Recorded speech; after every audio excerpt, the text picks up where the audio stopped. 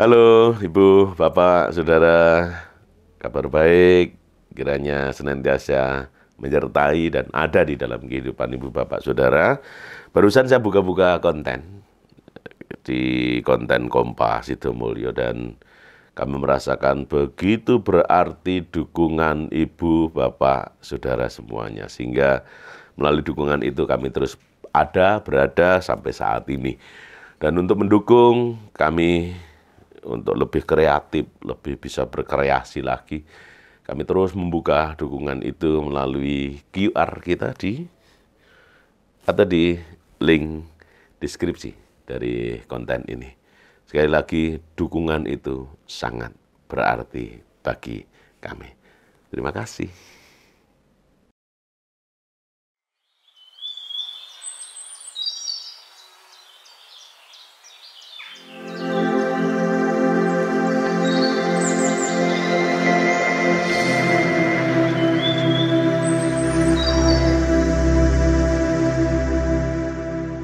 Shalom Ibu, Bapak, Saudara yang dikasihi oleh Tuhan, berjumpa kembali di YouTube Kompas Sidomulyo Bantul.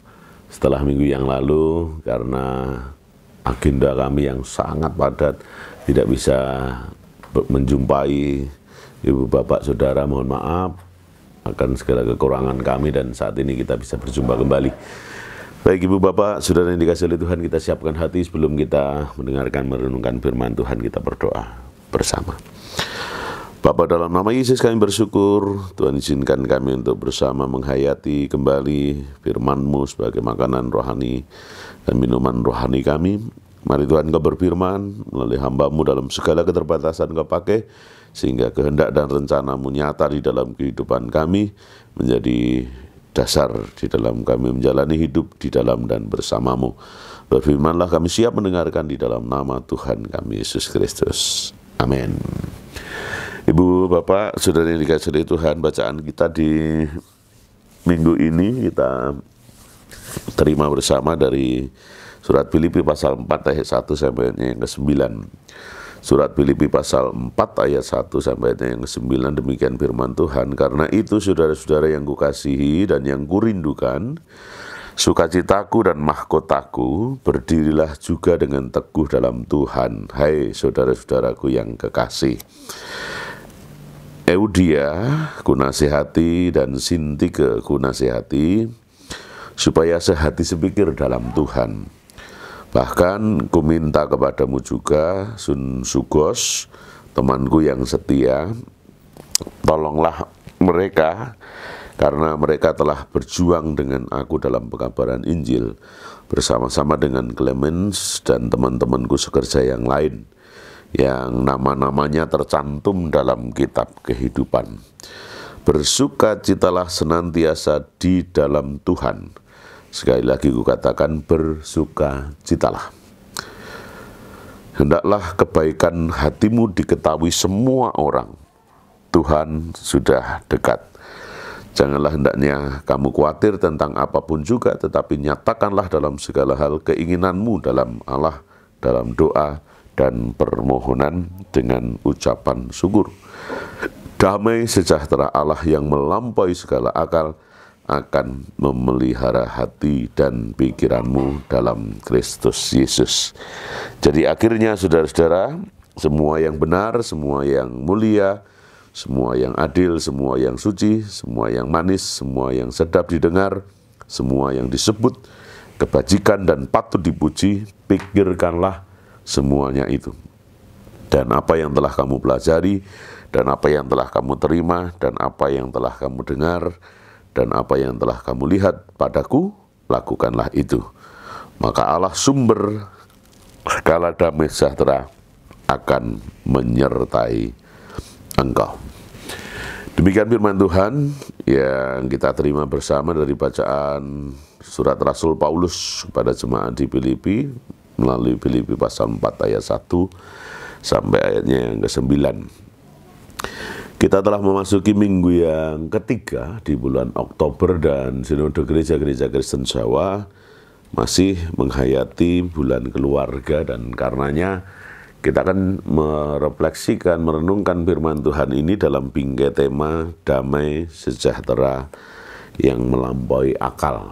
Nanti secara khusus akan kita refleksikan terkait dengan kehidupan keluarga kita, tapi tentu juga akan kita untuk refleksikan di dalam kehidupan kita secara umum. Baik Ibu Bapak, Saudara yang dikasihi oleh Tuhan, kata damai sejahtera itu bukan merupakan sesuatu yang asing buat kita. Nah, rasa damai itu yang sekarang jadi agak asing buat kita, terlalu asing buat kita, terlebih ketika kita berada pada situasi lagi bergumul, lagi ada pada titik nadir terendah, sehingga tidak mudah bagi kita untuk kemudian merasakan damai itu yang dulu-dulu mungkin akan sangat sering kita lakukan ketika kita nggak lagi bergumul, nggak lagi dalam situasi-situasi kehidupan yang terbeban di dalam kehidupan kita. Nah, karenanya kemudian secara khusus kita akan mencoba untuk menghayati firman yang ditulis oleh Rasul Paulus berupa surat kepada jemaat di Filipi ini, dan juga kepada personal-personal yang kemudian disebut secara khusus oleh Rasul Paulus dalam suratnya ini. Damai sejahtera yang melampaui akal kadang juga memunculkan pertanyaan kita, apakah karena keasingan kita merasakan damai itu kemudian rasa damai kemudian sekarang sudah menjadi sesuatu yang di luar akal kita, menjadi sesuatu yang kemudian berasa non jauh di sana banget itu di dalam kehidupan. Lagi-lagi terlebih ketika kita berada pada situasi kehidupan yang benar-benar ada pada titik nadir terendah. Memang berat banget untuk kemudian bisa merasakan damai sejahtera itu di dalam kehidupan. Nah, kita coba untuk melihat keseluruhan dari surat Filipi dulu, isinya. Isi utama dari surat Filipi itu ada 3 hal, paling tidak yang mau disampaikan oleh Rasul Paulus pada jemaat Filipi. Yang pertama, ucapan terima kasih atas kasih perhatian jemaat kepada Rasul Paulus. Kemudian yang kedua adalah sebuah motivasi pada jemaat supaya jemaat tetap tidak gentar, karena Rasul Paulus tahu persis bahwa jemaat lagi dalam situasi pressure atau tekanan, bahkan penganiayaan dari bangsa Romawi yang menguasai Israel kala itu, atau menguasai Yahudi kala itu. Dan yang ketiga adalah nasihat supaya tetap satu hati, sehati sepikir di dalam Tuhan, karena konteks ada problem internal yang dihadapi oleh jemaat kala itu ketika ada dalam tanda kutip pertengkaran antara Euodia dan Sintike, yang oleh Rasul Paulus kemudian disebut secara khusus dalam suratnya ini supaya sehati sepikir di dalam Tuhan.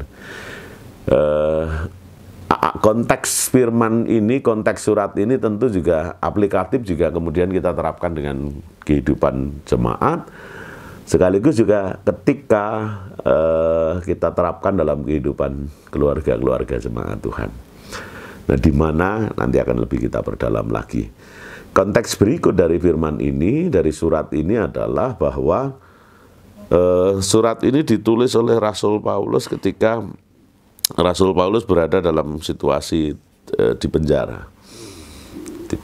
Dan tentu ketika ia menulis sesuatu untuk satu jemaat, tetapi dalam posisi atau dalam kondisi lagi terpenjara, juga berasa banget empati, rasa, emosi yang kemudian menyertai surat Rasul Paulus yang ditujukan kepada jemaat di Efesus ini. Karenanya satu persatu kita akan coba untuk mendekati firman ini dalam teks dan kemudian konteks kita saat ini. Jemaat di Filipi diminta untuk berdiri teguh dalam Tuhan. Di ayat 1 firman tadi, karena itu saudara-saudaraku yang kasih dan yang kurindukan, sukacitaku dan mahkotaku, berdirilah juga dengan teguh di dalam Tuhan. Karena tentu dalam situasi terpenjara Rasul Paulus ingin bagikan apa yang dirasakan, apa yang dialami itu, bahwa dalam situasi seperti itu pun Paulus masih merasakan bagaimana Tuhan melindungi, bagaimana Tuhan menjagai, bahkan menolong Rasul Paulus dalam situasi seperti itu. Dan itu yang kemudian mau dibagikan pada jemaat di Filipi, supaya dalam situasi jemaat yang berada pada tekanan, pressure, bahkan penganiayaan dari bangsa Romawi, jemaat tetap teguh di dalam Tuhan, tidak goyah, dan meyakini bahwa Tuhan tidak akan membiarkan, Tuhan tidak akan pernah meninggalkan. Pertolongan Tuhan dan berkat Tuhan, pernyataan kuasanya pasti akan dinyatakan di dalam kehidupan. Dan ayat-ayat berikut di ayat 2 sampai ayatnya yang ketiga, Rasul Paulus mengajak jemaat itu untuk kemudian membangun dan mengupayakan relasi yang harmonis. Ini kaitannya dengan konteks atau konteks dan teks kala itu yang kemudian berbunyi, Eudia, kunasehati Sintike. Ini dua personal yang secara internal di tengah kehidupan jemaat lagi berseberangan satu dengan yang lain. Dan ini tentu juga menjadi bagian dari refleksi kita bahwa ya bisa saja dan sangat mungkin terjadi dalam kehidupan jemaat itu ada situasi-situasi di antara pemimpin, di antara tokoh, di antara warga jemaat ini berseberangan satu dengan yang lain. Nah, karenanya kemudian Paulus menegaskan konsistensi sebagai orang percaya supaya sehati, sepikir, membangun relasi yang harmonis satu dengan yang lain. Tentu kiblat dari apa yang mesti dilakukan oleh jemaat ini adalah bagaimana Kristus tetap membangun relasi yang harmonis dengan jemaatnya, sekalipun mungkin jemaatnya tidak selamanya dan tidak semuanya selalu melegakan hati Tuhan karena laku kehidupan yang berkenan kepadanya. Tidak selamanya jemaat berkenan kepadanya kehidupannya, dan karenanya pasti akan sering mengecewakan Tuhan, beberapa kali mengecewakan Tuhan, atau kadang-kadang mengecewakan Tuhan. Dan dalam situasi seperti itu Tuhan tetap membangun relasi harmonis antara Tuhan dan jemaat. Dan ini yang mesti menjadi dasar secara khusus bagi Eudia dan Sintike yang kemudian disebut secara secara eksplisit oleh Rasul Paulus dalam surat ini. Ini sekali lagi sebuah refleksi teologis buat kita, jemaat-jemaat Tuhan, dan bahkan keluarga-keluarga jemaat Tuhan. Karena apa? Karena bukan tidak mungkin kehidupan keluarga pun juga sering terjadi friksi-friksi, klik-klik yang kadang-kala kita rasakan kok iso ya, gitu.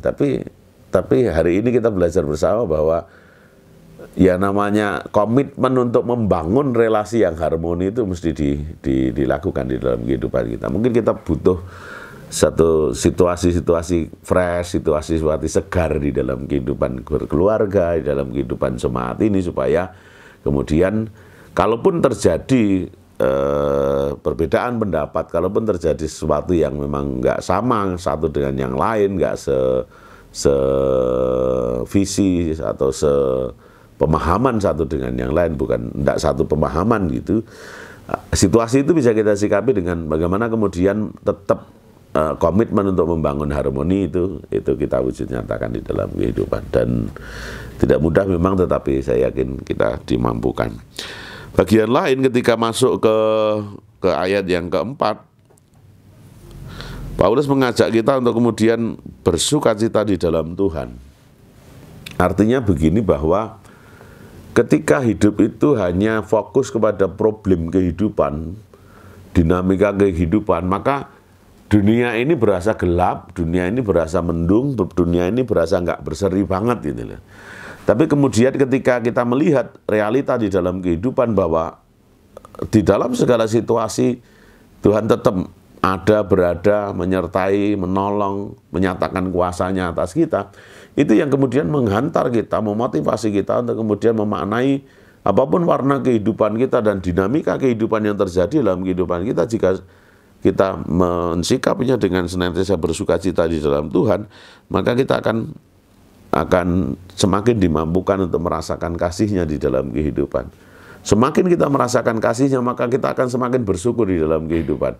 Ada banyak perkara di dalam kehidupan ini yang sering terjadi dan kita alami ketika problem kehidupan kita hadapi, dinamika kehidupan kita hadapi, kemudian kita berasa banget lagi pada titik nadir terendah, berasa mendungnya itu begitu kelam, bahkan menuju ke gelap di dalam kehidupan, dan seakan itu kita sendiri yang mengalami dan menjalani. Tapi begitu kita melihat realita kehidupan secara umum, maka secara implisit kita akan melihat bahwa kita jauh lebih bersyukur. Karena ada banyak di antara yang lain yang jauh lebih berat, jauh lebih terbeban di dalam pergumulan kehidupan. Dinamikanya begitu kompleks, dinamikanya begitu banyak problem-problem hidup yang silih berganti, bahkan terus-menerus menjadi bagian dari kehidupan saudara kita itu. Dan itu yang kemudian di tengah situasi seperti itu, kasih Tuhan kita rasakan betapa kita mesti bersyukur kepadanya, karena betapapun kita menghadapi problem kehidupan, tetapi Tuhan selalu ada, berada, menyertai, menolong, menyatakan kuasa-Nya atas kita, dan tidak pernah meninggalkan, membiarkan kita. Itu yang kemudian memotivasi kita untuk semakin berserah. Ya Tuhan, saya memang lagi bergumul, tapi percaya bahwa pertolongan-Mu akan nyata. Ya Tuhan, saya lagi bergumul memang, tapi Engkau tidak akan pernah jauh dari hidupku. Dan ketika Tuhan berasa tidak jauh dari hidupku, maka kita akan semakin merasakan kasih-Nya, merasakan lawatannya di dalam kehidupan ini. Dan berikutnya, Paulus mengajak jemaat untuk kemudian tidak takut dan khawatir di dalam kehidupan ini. Ini secara khusus ketika jemaat berhadapan pada problem penganiayaan dan pressure-pressure yang dihadapi oleh jemaat dari bangsa Romawi. Entah itu dari prajuritnya, entah itu dari pegawai-pegawai pemerintahan Romawi kala itu, yang mempressure banget dan berasa banget dirasakan oleh orang-orang Yahudi. Paulus menegaskan dan motivasi jemaat supaya tetap tidak gentar, tetap tidak khawatir, dan mengimani bahwa hidup ini ada dalam kendali Allah sepenuhnya. Kadang-kadang ketika konsep kehidupan kita itu bahwa hidup kita itu ada dalam kendali kita, maka kita akan sampai kepada titik ketika kita nggak mampu lagi mengendalikan hidup itu, maka udah habis. Tapi kalau konsep kehidupan itu, hidup kita itu ada dalam kendali Tuhan, maka apapun yang terjadi dalam kehidupan kita, seberat apapun problem kehidupan kita, seberat apapun pressure-pressure yang mesti kita hadapi dalam kehidupan kita, hidup kita masih dalam kendali Tuhan. Dan itu berarti bahwa janji Tuhan ketika menyatakan sekali-kali tidak akan pernah membiarkan dan meninggalkan, itu pantas untuk kita pegang di dalam kehidupan. Itu yang mau Paulus tegaskan kepada jemaat di Filipi, sehingga masuk ke ayat yang ke-7, Paulus menegaskan bahwa kuasa Allah, otoritas kedaulatan Allah itu melampaui segala akal. Apa maksudnya? Apa berarti kita harus keluar dari akal manusia, kemudian akal kita kemudian terus-menerus berada di sesuatu yang abstrak terus-menerus dalam kehidupan kita? Tidak juga. Hari ini kita belajar bersama dari apa yang dimaksud oleh Rasul Paulus, bahwa hidup kita akan memenuhi segala akal. Itu akan memampukan setiap kita untuk bersama menghayati bahwa Allah selalu menyatakan kedaulatannya atas kita, dan kedaulatan Allah kadang-kala sering tak terpikirkan dan bahkan tak terjangkau oleh akal kita. Apa yang nggak mungkin bagi kita, mungkin bagi Allah. Dan itu yang dimaksud oleh Rasul Paulus, bahwa damai sejahteranya itu melampaui segala akal. Sekali lagi, ini penting buat kita supaya kita benar-benar diteguhkan iman kita, sampai akhirnya kita terus menghayati bagaimana memaknai damai sejahtera yang dari Tuhan itu. Karena Paulus menegaskan damai sejahtera Allah yang melampaui segala akal akan memelihara hati dan pikiranmu dalam Kristus Yesus. Ini sekali lagi merupakan sesuatu yang buat kita perlu banget dan butuh banget untuk kemudian kita hayati betul kuasanya, kehendaknya, kedaulatannya yang melampaui segala akal, yang memampukan setiap kita untuk kemudian mengimani bahwa damai sejahtera bukan sesuatu yang menjauh di sana. Damai sejahtera bukan rasa damai bukan sesuatu yang asing buat kita. Tapi rasa damai itu berada dekat banget, bahkan nyatu dengan kita, karena semakin kita berserah kepada Allah, semakin kita menyatukan hati kepada Allah, maka kita akan dimampukan untuk semakin menghayati kasih-Nya, kuasanya di dalam kehidupan kita. Dan itu pula yang kemudian oleh Rasul Paulus dalam closing suratnya ini menyatakan, jadi akhirnya saudara-saudara yang semua yang benar, semua yang mulia, semua yang adil, semua yang suci, semua yang manis, semua yang sedap didengar, semua yang disebut kebajikan dan patut dipuji, pikirkanlah semuanya itu. Pikirkanlah artinya jadikan sebagai bagian dari kehidupan kita yang nanti akan semakin menghantar kita, semakin memotivasi kita untuk meyakini bahwa damai sejahtera Allah pasti akan dinyatakan buat kita, sekalipun mungkin akal kita nggak mampu menjangkau. Karena Rasul Paulus menyebutnya dengan damai sejahtera yang melampaui segala akal. Dan di ayat 9, dan apa yang telah kamu pelajari, dan apa yang telah kamu terima, dan apa yang telah kamu dengar, dan apa yang telah kamu lihat padaku, lakukanlah itu. Paulus menjadi objek untuk menghantar jemaat menjadi melihat kehidupan Paulus dan kemudian belajar dari kehidupan Paulus itu untuk kemudian meneladani. Sampai akhirnya di closing terakhir benar Paulus menyatakan, maka Allah sumber damai sejahtera akan menyertai kamu. Di tengah situasi problem internal jemaat, Tuhan tetap ada, berada, dan damainya berasa. Kemudian di tengah problem umum jemaat yang dihadapi oleh jemaat Filipi kala itu, ketika penganiayaan, pressure dari bangsa Romawi berasa banget dirasakan oleh jemaat, Paulus menegaskan dan meneguhkan ada Tuhan yang selalu empati, ada Tuhan yang selalu peduli, ada Tuhan yang selalu menyatakan kuasanya, di mana damai sejahtera dinyatakan, dan damai sejahtera itu melampaui segala akal. Hari ini Tuhan menyapa keluarga kita, hari ini Tuhan menyapa keluarga gereja-gereja Tuhan, hari ini Tuhan menyapa gerejanya secara personal, ya kita-kita ini, untuk kemudian melalui firman Tuhan, kata damai sejahtera yang tidak asing itu juga berasa tidak asing di dalam kehidupan kita. Ini yang menjadi pengajaran buat kita, berasa di dalam, nggak asing buat keluarga kita, nggak asing buat personal kita, nggak asing buat gereja kita. Dan tekanan-tekanan yang diajarkan oleh Rasul Paulus dalam isi surat utama dari suratnya kepada jemaat di Filipi ini kiranya mendasari kita untuk kemudian yuk senantiasa mengucap syukur kepada Tuhan, yuk senantiasa membangun relasi harmoni dengan Tuhan, sehingga relasi itu akan mengantar kita untuk semakin merasakan kasih-Nya.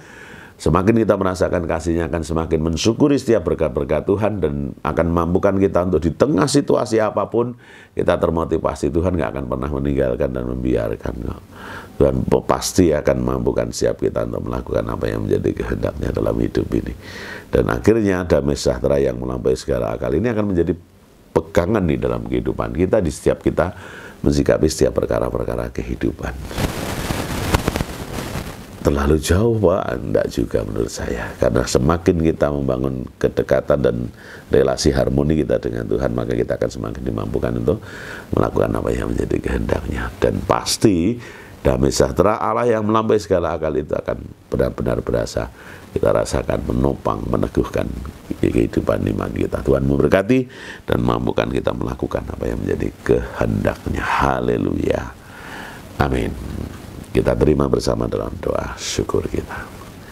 Bapa, dalam nama Yesus kami bersyukur, Tuhan izinkan kami menghayati, merefleksikan firman-Mu ini di dalam kehidupan kami, sehingga Engkau semakin meneguhkan kami di setiap perkara-perkara kehidupan yang terjadi dalam hidup dan kehidupan kami. Secara umum, bolehlah orang berpendapat dan menyatakan bahwa damai sejahtera-Mu bukan sesuatu yang asing bagi kami.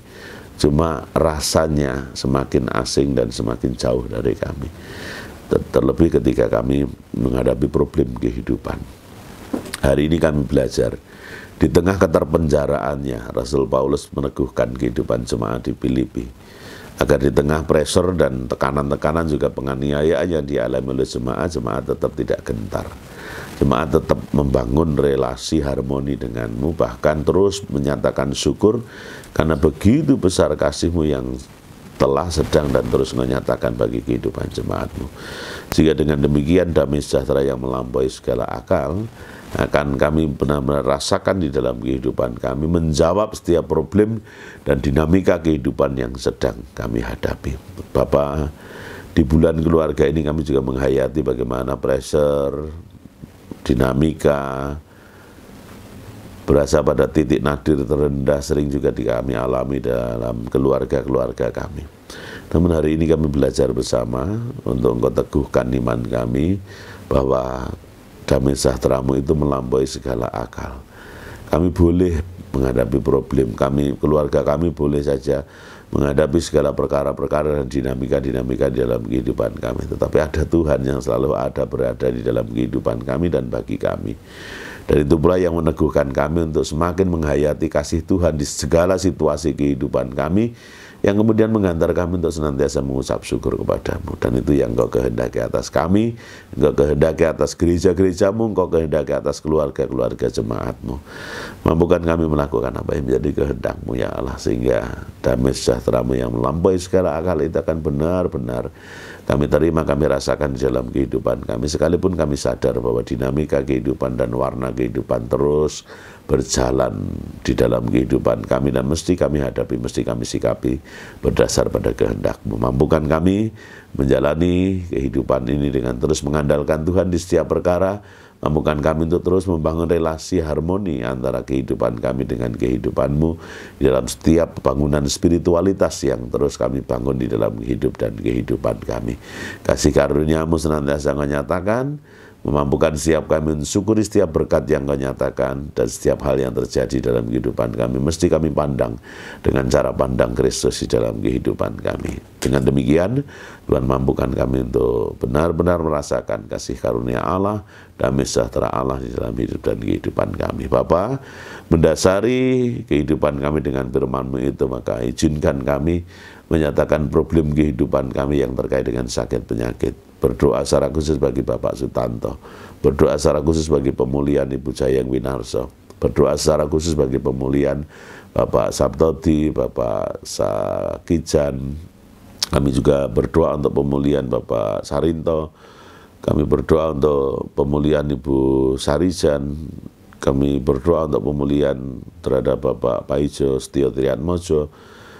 Semuanya kami serahkan dalam kedaulatan-Mu. Mari Tuhan Kau lawat setiap kami. Engkau bawa damai sejahtera-Mu dalam kehidupan setiap hamba-hamba-Mu itu, sehingga di tengah sakit penyakit yang ditanggungnya, dijalaninya, dihadapi dan dirasakannya, damai sejahtera-Mu berasa senantiasa melawat, menopang, meneguhkan kehidupan iman jemaat-Mu itu, sehingga meyakini bahwa nggak ada yang perkara yang mustahil di hadapan-Mu, dan kuasa-Mu sanggup menyatakan di tengah setiap problem kehidupan, dinamika kehidupan, termasuk ketika kami harus menghadapi sakit penyakit di dalam kehidupan kami.